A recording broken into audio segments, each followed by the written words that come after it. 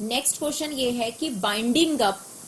का जो decision tribunal के द्वारा दिया जाता है वो किन सर्कमस्टांसेस में दिया जाता है। तो what is winding up? State the circumstances under which a company may be compulsorily winding up by the tribunal. Actually क्या होता है, जो कंपनी का वाइंड अप होता है वो दो तरीके से हो सकता है, वॉलेंटरली और कंपल्सरीली। वॉलेंटरली होता है जब कंपनी के बोर्ड ऑफ डायरेक्टर्स या कंपनी के शेयर होल्डर्स ही नहीं चाहते कि कंपनी को चलाया जाए। जैसे पार्टनरशिप का भी एंड दो तरीके से हो सकता है कि वॉलेंटरली पार्टनरशिप अब नहीं करना चाहते, पार्टनर्स कंटिन्यू नहीं करना चाहते, तो वॉलेंटरली। ज्यादातर कंपनी वॉलेंटरली फिनिश नहीं होती, ज्यादातर वॉलेंटरली वाइंड अप नहीं होती, ज्यादातर कंपल्सरी वाइंड अप देखने को मिलता है। तो इसलिए हमारे पास क्वेश्चन है, state the circumstances under which company में भी कंपल्सरीली वाइंडिंग अप। और जहां पे कंपल्सरीली वाइंडिंग अप आता है वहां बोर्ड ऑफ डायरेक्टर के पास ऑप्शन नहीं है, उनको ऑर्डर करा गया है नेशनल कंपनी लॉ ट्रिब्यूनल की तरफ से कि आपको अपनी कंपनी को वाइंड अप करना पड़ेगा।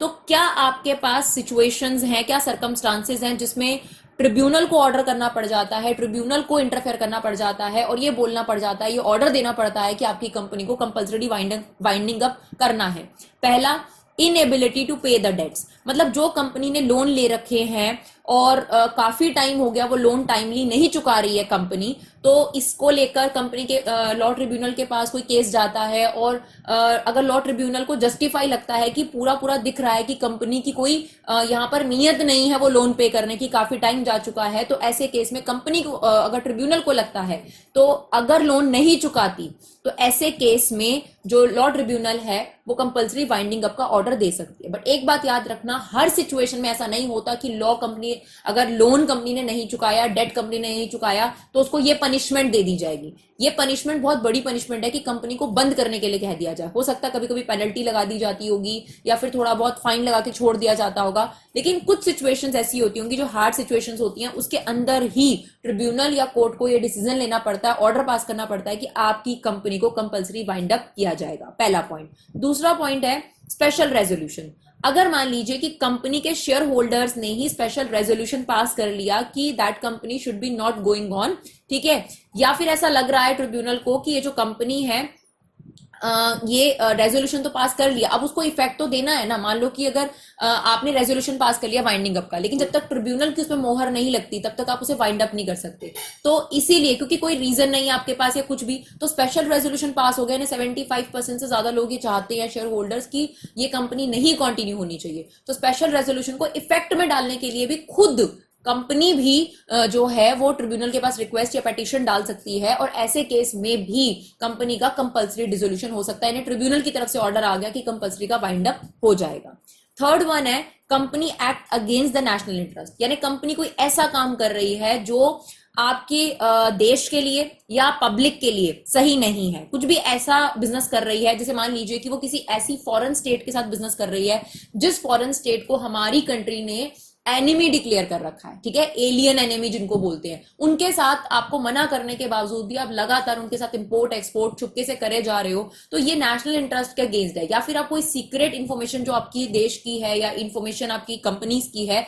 वो यहाँ पर आप क्या कर रहे हो कि यहाँ पर एक प्रोपेगेंडा के थ्रू यहाँ पर कंपनीज के साथ ज्वाइंट वेंचर करते हो और वहां की जो सारी डिटेल्स हैं वो उठा के इंफॉर्मेशन जो है बाहर के देश में पहुंचाते हो जो हमारा एनिमी कंट्री है। तो इस तरीके से अगर आप इस तरीके की कोई चीज करते हुए पाए जाते हो और या इस तरीके का कोई इन्वेस्टिगेशन आपके ऊपर होता है, तो ऐसे केस में भी जो है कंपल्सरी वाइंडिंग अप की सिचुएशन जो है वो बन जाती है।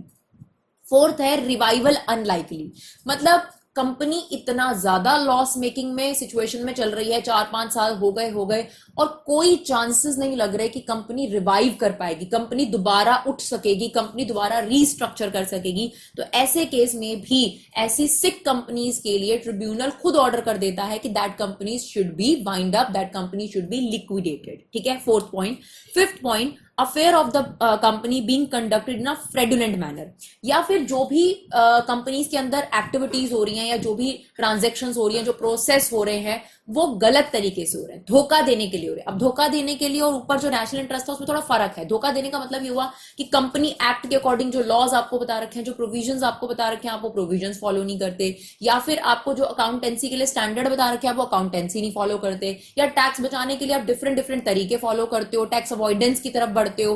ठीक है ना। तो ये सारी चीजें जो हैं अगर मिलती हैं, या आप अपने जो बोर्ड ऑफ डायरेक्टर्स हैं वो अपने माइनॉरिटी शेयर होल्डर के साथ बहुत ज्यादा जो है ऑपरेसिव तरीका इस्तेमाल करते हैं, हर बार मेजोरिटी जो डिसीजंस होते हैं वही फॉलो कर लिए जाते हैं। तो इस तरीके की कोई फ्रेडुलेंट एक्टिविटी अगर बार बार बार रिपोर्ट हो रही है ट्रिब्यूनल के पास, ठीक है, तो ऐसे केस में ट्रिब्यूनल जो है वो वाइंडिंग अप का ऑर्डर दे सकता है। हमने ये नहीं कहा किसी भी सिचुएशन में कि एकदम ये पॉइंट जाते ही ट्रिब्यूनल ऑर्डर दे देता है। हमेशा कोर्ट में भी अगर कोई चीज जाती है तो कोर्ट दोनों पहलुओं पर आराम से डिस्कशन करती है, दोनों पहलुओं को सुनती है, उसके बाद ये डिसीजन देती है। बट ये ग्राउंड्स हैं, ये वो सर्कमस्टांसेस हैं जिन सर्कमस्टांसेस में, जिन सिचुएशंस में कंपल्सरी वाइंडिंग अप का ऑर्डर दे सकता है ट्रिब्यूनल। इसके अलावा 6 पॉइंट है हमारे पास, default in filing financial statements और एनुअल रिटर्न। अब क्या होता है कि आपको हर साल जो होते हैं अपने एनुअल रिटर्न्स जो होते हैं वो फाइल करने होते हैं, लेकिन अगर मान लीजिए कि आपको लगातार 5 साल हो गए और 4 से 5 साल तक आपने अपने फाइनेंशियल रिटर्न्स फाइल नहीं करे प्रॉपर अथॉरिटीज में, चाहे रजिस्ट्रार की बात करी जाए तो रजिस्ट्रार ने आपकी कंप्लेंट कर दी या जो भी चीज है, तो कि भाई ये फाइनेंशियल स्टेटमेंट्स मेरे पास सबमिट नहीं करते, वेरिफिकेशन नहीं करवाते, जो डॉक्यूमेंट जरूरी होते हैं वो सबमिट नहीं करा रहे, तो ऐसे केस में भी ट्रिब्यूनल जो है उस कंपनी के वाइंडिंग अप का ऑर्डर दे सकती है। And the last one is just and equitable ground. Just and equitable ground मतलब आप ये समझ लीजिए कि जैसे अदर नहीं होता, अदर वर्ड मतलब जितने भी पॉइंट्स हमने ऊपर डिस्कस करे इनके अलावा भी और पॉइंट्स हो सकते हैं, क्योंकि देखिए जैसे जैसे मॉडर्नाइजेशन बढ़ रहा है, जैसे जैसे आपकी इकोनॉमी बढ़ रही है, तो अलग तरीके के क्राइम्स हो रहे हैं, तो इसीलिए हमेशा किसी भी कानून के अंदर ये पॉइंट जरूर इन्वॉल्व है कि अदर्स, दैट मींस और कोई ग्राउंड अगर आता है ट्रिब्यूनल के पास और वो उसको जस्ट और इक्विटेबल लगता है, यानी सही लगता है कि इस ग्राउंड पर कंपनी को लिक्विडेट कर देना चाहिए, कंपनी को ऑर्डर ऑफ लिक्विडेशन दे देना चाहिए, तो कंपनी उन बिहाफ पर भी ऑर्डर ऑफ लिक्विडेशन जो है डिक्लेयर कर देती है। तो जस्ट एंड इक्विटेबल में भी आपको 5-6 प्रॉपर ग्राउंड्स दिए गए हैं। अदर ग्राउंड्स हैं जो ऊपर वाले ग्राउंड्स के अलावा है। पहला है डेडलॉक इन मैनेजमेंट। अगर मैनेजमेंट पूरे तरीके से फेल हो गई है, मैनेजमेंट आपस में डायरेक्टर एक दूसरे से बात नहीं करते, मीटिंग्स नहीं प्रॉपर अरेंज करते, यानी जिस पर्पस के लिए डायरेक्टर्स, बोर्ड ऑफ डायरेक्टर्स बनाए जाते हैं वो पर्पस ही अकम्प्लिश नहीं हो रहा, यानी डायरेक्टर्स की आपस में आप कह सकते हैं कम्युनिकेशन जो है वो लैकिंग है, बहुत ज्यादा लैक है, तो ऐसे केस में मैनेजमेंट जो है वो खुद ही एक साथ काम नहीं करना चाहती, तो that is what deadlock in management. तो ऐसे केस में भी कंपल्सरी वाइंडिंग अप का ऑर्डर आ सकता है। Second, loss of substratum. इसका मतलब ये है कि जिस ऑब्जेक्ट के लिए आप बनाए गए थे, मतलब एक तो होता है ना जैसे पहचान खो देना, लॉस ऑफ सबस्ट्राटम का मतलब है आपने पहचान खो दी, जिस पर्पस के लिए आपने अपनी कंपनी को बनाया था, जिस ऑब्जेक्ट के पीछे आपकी कंपनी आई थी, वो ऑब्जेक्ट आपके लिए या तो इम्पॉसिबल हो गया अकम्प्लिश करना, या फिर आप उस ऑब्जेक्ट से बिल्कुल ही अलग जा रहे हैं, तो ऐसे केस में भी कंपनी का जो है वाइंड अप का ऑर्डर आ जाता है। या फिर आपको इतने ज्यादा लॉसेस हो रहे हैं और इतना ज्यादा पीरियड आपका लॉसेस का हो चुका है, तो ट्रिब्यूनल अपने आप ऐसे केसेस में कंपनीज को वाइंड अप का ऑर्डर दे देती है। इसके अलावा ऑपरेशन ऑफ माइनॉरिटी, यानी माइनॉरिटी पर अगर बार बार मेजोरिटी की तरफ से दबाव डाला जा रहा है, दबाव इस सेंस में नहीं कि उनको कोई बात मानने के लिए कही जाती है, ऑपरेशन का मतलब ये है कि हर बार मेजोरिटी जो है जो डिसीजन लेती है वही फॉलो कर लिया जाता है, माइनॉरिटी की कोई बात नहीं सुनी जाती, और माइनॉरिटी शेयर होल्डर्स को ऐसा लग रहा है कि यार हमें तो कोई रोल ही नहीं दिया जाता, सिर्फ बुकिश लैंग्वेज में ये बात ट्रू है कि हर शेयर होल्डर इक्वल राइट रखता है, तो हमारे राइट होना ना होना एक ही बात है। तब माइनॉरिटी जो है ट्रिब्यूनल की तरफ नजर करती है और स्यू करती है मैनेजमेंट को। तो ऐसे केस में भी अगर ट्रिब्यूनल को जस्ट एंड इक्विटेबल लगता है, सही लगता है, तो ऐसे केस में तब भी वाइंडिंग अप का ऑर्डर दिया जा सकता है। उसके अलावा इलीगैलिटी ऑफ ऑब्जेक्ट,